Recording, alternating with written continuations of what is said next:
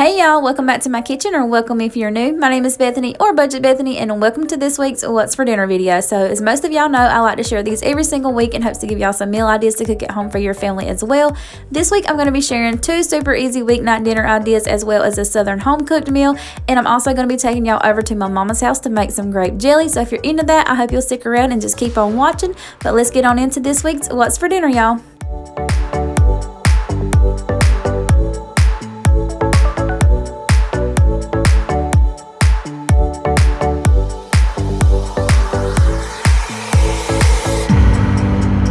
To kick off this week, we're going over to Mama's house and we're going to make some grape jelly to go on our biscuits, and we're also going to have some peas, some mashed potatoes, some smoked chicken. My daddy's going to be smoking the chicken on his grill. We're going to have some fresh creamed corn, and we're also going to have some deviled eggs. So to start with making your jelly, you want to boil your caps and your lids. We already had boiled the grapes, so we got the juice off them and everything and strained it with the cheesecloth. So we've already got our juice and everything in the pot, so we didn't have to do that step, so I don't have that step to show y'all. But you do have to boil your grapes, strain off all the hulls and the seeds, and then you're just left with the juice. So we got our juice in our pot, and we've also added 1 box of Sure Gel, and she's just stirring that slowly. It will come to a rapid boil.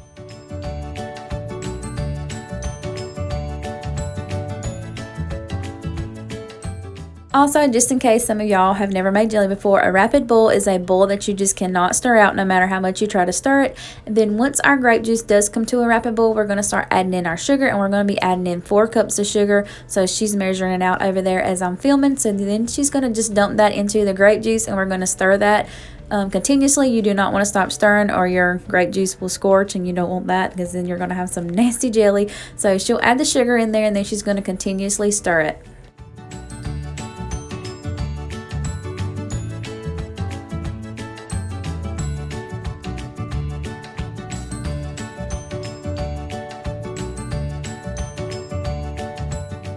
Also, just in case you were wondering how long you're actually supposed to stir this, you stir it until it looks like this, as you see right here in the video, or either your arm has fell off. So either one will work. No, I'm just kidding, y'all. But you do have to continuously stir. You do not want to leave it. So by the time she got through stirring it and all of the grape juice had jellified, our caps and our lids were darn boiling. You do have to boil your caps and lids. That just sterilizes everything. So we started pouring our grape juice into our jars, and then we're going to add the caps and lids to them and let that set.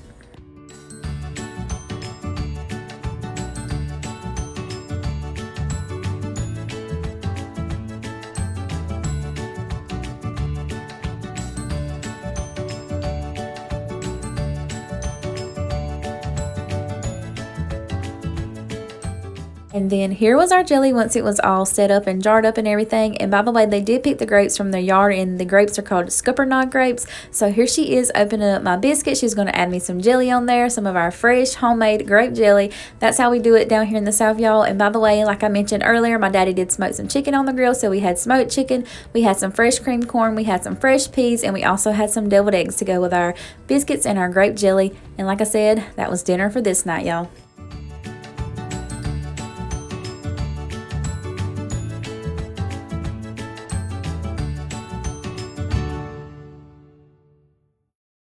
On the next night, I decided to make some pizza sliders, and I've shared this several times over here on my channel before, but all you'll need is some of the King's Hawaiian sweet rolls. You're going to cut that in half. You're going to add some pizza sauce, or spaghetti sauce will work just as good. You're going to need some mozzarella cheese or whatever kind of cheese you prefer, and then you're going to need some pepperonis, and you can also add whatever kind of toppings that you like to add to your pizza. You can add to this, but I'm just going to be adding some pepperonis because that's what my kids prefer.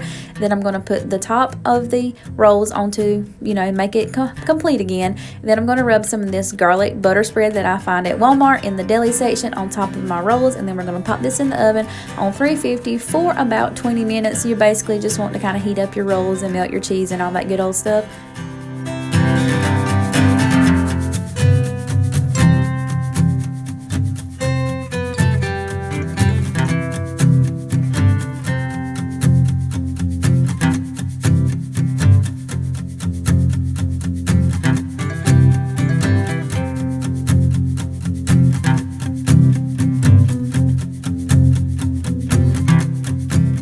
Then we always serve our sliders with a side salad, and I've just got the basic romaine salad from Walmart, and I got some tomatoes on there as well as some cheese and some creamy French dressing. This is how our sliders look once they're all done, by the way. So that was dinner for this night, y'all. Then on the next night, I decided that I wanted some fried cube steak, some rice and gravy, and some cabbage. So that's what I did. So to make my cabbage, I'm just cutting up some bacon strips into little chunks or little slices. Then I'm going to cut up my cabbage and I'm going to throw that in there in that pot on top of my bacon. The bacon just gives the cabbage lots of good flavor.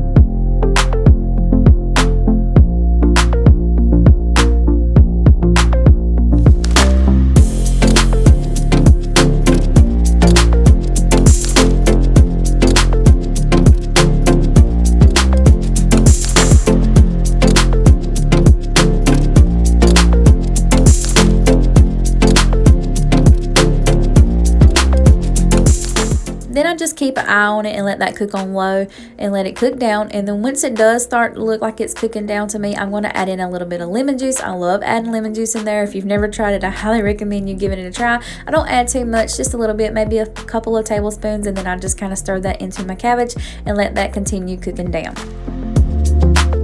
Alrighty, so moving into the cube steak, of course I'm going to be seasoning it up, and I'm going to be using some of this Everglades seasoning as well as some garlic powder and some onion powder.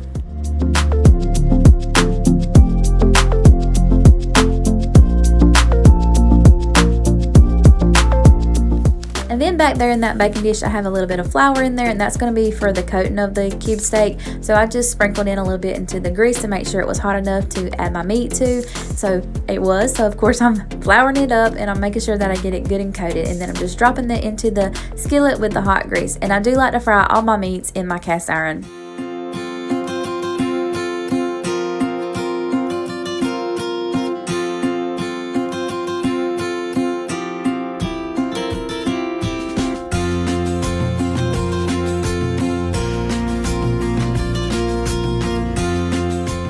Also make sure to fry it on both sides.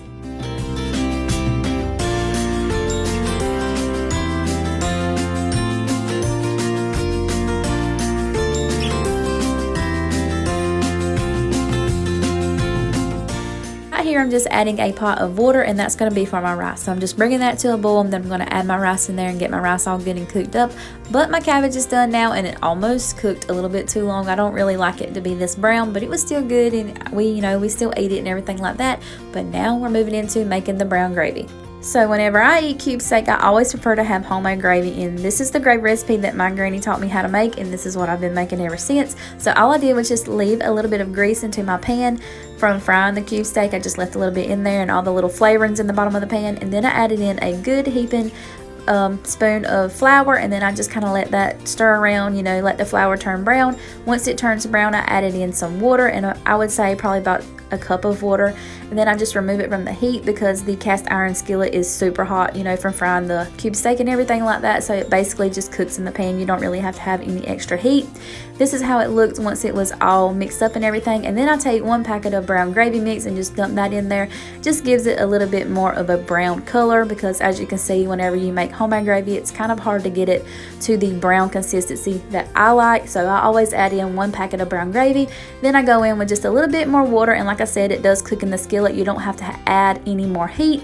Then I just make sure I whisk that up really good to make sure all the clumps are out, and the gravy will be done.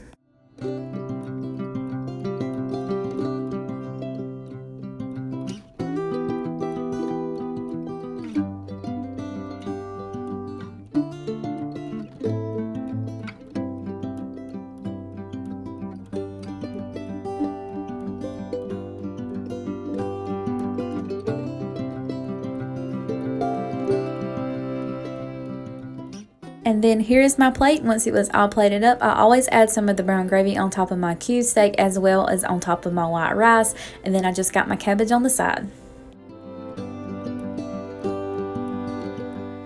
Then the next night's dinner is what I like to call a working mama's dinner. So I had worked all day, and the last thing that I wanted to do was come home and stand at the stove and cook some more, because I do cook at work as well. So all I did was throw these frozen pizzas in the oven, get them all cooked up by the directions on the back of the box. I also throw some chicken nuggets in the air fryer, just a few of them for each kid, because it was only Jason and Chloe that were eating the chicken nuggets. Jackson ate some buffalo wings with me, so I also cooked those in the air fryer. Then I just served them up with some few chicken nuggets and a slice of pizza, buffalo chicken wings for me and Jackson, and a slice of pizza, and that was dinner for this night. I also had some blue cheese dressing that I like to dip my chicken wings in. If I get it from Walmart, I'll have it linked down below if I can find the link for it. But y'all, that's it for this week's What's for Dinner. I hope you all enjoyed it. If you did, as always, don't forget to leave me a thumbs up and subscribe if you're not already, because I would really love for you to join my YouTube family. Thank you all so much for being here today, and I will catch you all in the next one. Bye, y'all.